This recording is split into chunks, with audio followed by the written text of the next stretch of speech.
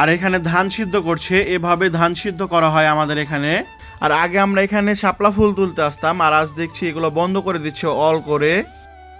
আসসালামু আলাইকুম, কি খবর 64 জেলাবাসী, কেমন আছেন আপনারা? আশা করি সকলেই ভালো আছেন। সকালে উঠে না খেয়ে বেরিয়ে পড়েছি আপনাদেরকে আমের বাগান দেখানোর জন্য আর আম পাড়ার জন্য। আর যেহেতু সবাই আগেই চলে গেছে, তাই আমি একা একা একটা ভ্যান নিয়ে যাচ্ছি। যেহেতু আমরা চাঁপাইনবাবগঞ্জবাসী আমের জন্য বিখ্যাত, তাই ভাবলাম যে আপনাদেরকে আমের বাগান দেখাই আর আমও দেখাই। আর দেখতে পাচ্ছেন যে যেখানে যাই না কেন সেখানে পানি শুধু আর কাদা, এরকমই একটা অবস্থা, কি বলি আর। আর আজকের ওয়েদারটা আর আজকের আকাশটা এত সুন্দর ছিল যা বলার মতো না। মাশাল্লাহ মাশাল্লাহ, আকাশের দিকে তাকালে মনটাই ভরে যাচ্ছিল। আর এখানে ধান সিদ্ধ করছে, এভাবে ধান সিদ্ধ করা হয় আমাদের এখানে। আর দিন দিন কেন জানি মনে হচ্ছে যে আপনাদের ভালোবাসা একটু কমে যাচ্ছে। আর হ্যাঁ, অবশ্যই একটা লাইক কমেন্ট শেয়ার আর একটা ফলো করে দিতে ভুলবেন না। আর আগে আমরা এখানে শাপলা ফুল তুলতে আসতাম, আর এখন দেখছি যে অল দিয়ে ঘিরে দিচ্ছে, জায়গাগুলো একদমই বদ্ধ করে দিচ্ছে। জিনিসটা দেখে আমার খুবই খারাপ লাগছিল, কারণ আগে আমরা এখানে শাপলা ফুল তুলতে আসতাম, আর এখন দেখছি যেগুলো বন্ধ করে দিচ্ছে। আর এই জায়গাগুলোই ছিল সৌন্দর্যের একটা সমাহার, আর যদি এভাবে বন্ধ করে দেন আপনারা, তাহলে কিভাবে চলে বলেন? আপনারা আমাদের খেলার মাঠ কেড়ে নিচ্ছেন আমাদের গোসল করার, ঝাপাঝাপি করার সেই জায়গাগুলো, আনন্দময় সেই জায়গাগুলো। আর আমরা প্রায় বাগানের কাছাকাছি চলে এসেছি, আর একটু গেলে আমাদের সেই বাগান। আর আমাদের না, আরেকজনের বাগান অবশ্যই। মাশাআল্লাহ, আল্লাহ তাআলার সৃষ্টি এত সুন্দর তা বলার মতো না। আর ওই যে দেখুন, ওখানে আমে বিষ দিচ্ছে, কারণ আমে অনেক সময় পোকা লাগে, অনেক সময় অনেক কিছু হয়, যে কারণে বিষ দিচ্ছে আমের গাছে। আর এই যে ছোট ছোট গাছগুলো দেখছেন, এগুলোকে আমরা পাটের শাক বলি, কোন জায়গায় কি বলে অবশ্যই আমাকে জানাবেন কমেন্টে। হচ্ছে যে আমি হাঁটছি, কারণ বাগানের ভিতরে নেমে গেছি আমি রাস্তা থেকে।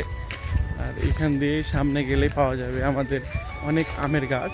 আমাদের না যদিও, অন্য কারো আমের গাছ, কিন্তু আপনারা যদি আম নিতে চান সেক্ষেত্রে আমি অবশ্যই আম দিতে পারবো আপনাদেরকে, এটা নিয়ে প্যারা নাই।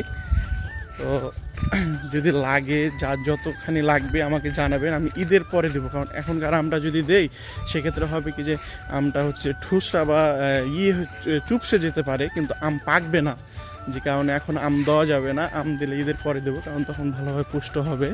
হ্যাঁ, আর এই যে আমের বাগান, এগুলো সব হচ্ছে আমের বাগান।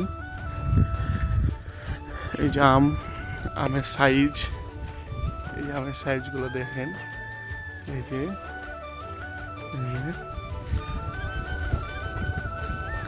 যে সব এগুলো আমের বাগান।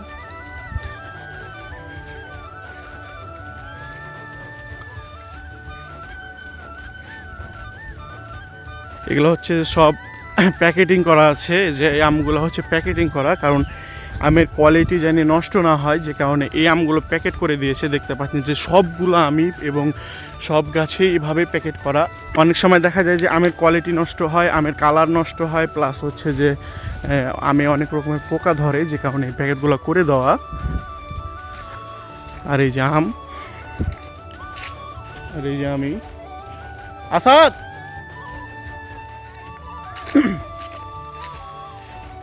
আর এখানে আগে থেকে আমার ফ্রেন্ডরা আছে, আমার বন্ধুরা। এই যে আমি দেখতে পাচ্ছেন যে এই আমের বাগানে হাঁটতে হাঁটতে অনেকটাই ভিতরে চলে এসেছি। অনেকটা বিশাল এক বাগান, অনেক ভিতরে চলে এসেছি আমি হাঁটতে হাঁটতে।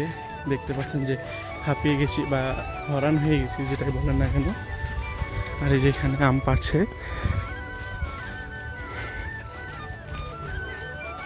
আর এই যেভাবে প্যাকেটিং করা আছে প্রত্যেকটা গাছে গাছে, এগুলো হচ্ছে জানি আম নষ্ট না হয় বা আমে কোনো প্রকার কোনো পোকা না লাগে, এই জন্যে।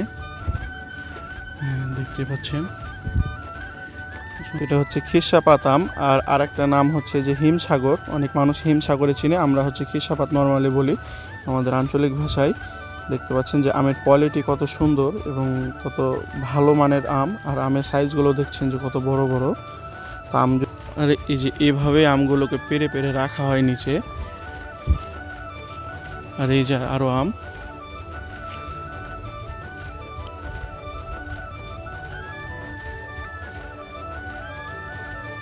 এইভাবে গাছে উঠে উঠে কোয়ালিটিফুল আমগুলো আমরা পারি আপনাদেরকে দেওয়ার জন্য, যেন আপনারা ভালো মানের কিছু পান। আর আজকের মতন এই পর্যন্তই, সকলে ভালো থাকবেন, আল্লাহ হাফেজ।